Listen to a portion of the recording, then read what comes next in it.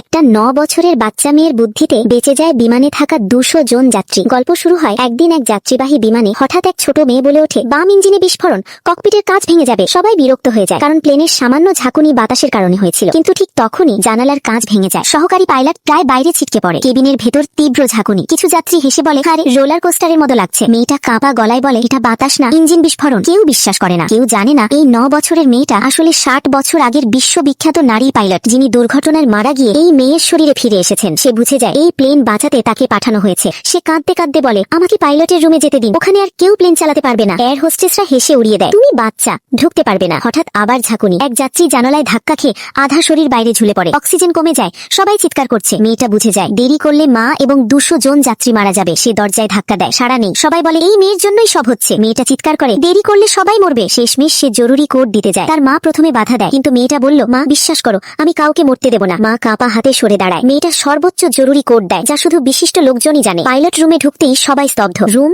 Pilot ও সহ pilot বরফে জমে গেছে। মেয়েটা পাইলটের সিটে বসে, বাম ইঞ্জিন বন্ধ করে অগ্নি নির্বাপক সিস্টেম চালু করে। একজন চিৎকার করে, তুমি সবাইকে মারছো। কিন্তু আহত পাইলট কষ্ট করে বলে, না, ও ঠিকই করছে, স্ট্যান্ডার্ড এমার্জেন্সি প্রসিডিওর। টাওয়ারের সঙ্গে যোগাযোগ হয়, কিন্তু তখন নতুন বিপদ। প্লেনটি আরেকটি বিমানের সঙ্গে একই উচ্চতায়। ২ মিনিটের মধ্যে সংঘর্ষ হবার সম্ভাবনা রয়েছে। এক যাত্রী, বিমান বিশ্ববিদ্যালয়ের ছাত্র, মেয়েটাকে সরাতে চায়। যোগাযোগ আবার বিচ্ছিন্ন। সময় বাকি মাত্র ৫০ সেকেন্ড। মেয়েটা বলে, বাম দিকে ১০ ডিগ্রি ঘুরলে বাঁচা যাবে। পাইলটের হাত নড়ছে না। মেয়েটার শক্তিও কম। সে মায়ের দিকে তাকিয়ে বলে, মা, আমার সাথে ধরো, বিশ্বাস করো। মা কাঁদতে কাঁদতে পাশে বসে। ৩০-২০ সেকেন্ড বাকি। প্লেনকে সোজা তুলে নিতে হবে ঘন মেঘের মধ্যে। মেয়েটা চিৎকার করে, অটো পাইলট বন্ধ, ম্যানুয়াল কন্ট্রোল। সে আর শিশু নয়, ৬০ বছর আগের কিংবদন্তি পাইলট।